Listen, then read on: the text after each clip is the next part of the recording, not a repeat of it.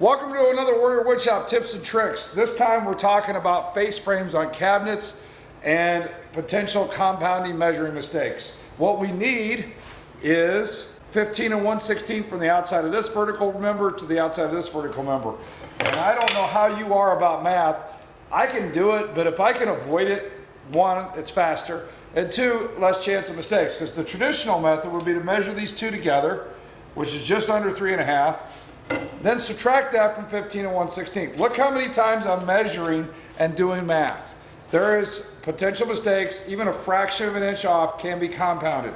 So what we're going to do is put these two together and only measure once without doing any math. We got these two together. This end is square on our rail. Put everything tight, and I'm going to put one mark at 15 and 1/16. There, I'm done.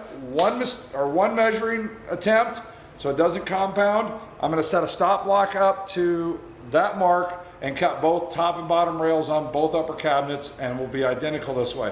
So hopefully this little tip or trick helps you out in the wood shop to save you time and be more efficient. Thanks for watching. Go out and make some sawdust.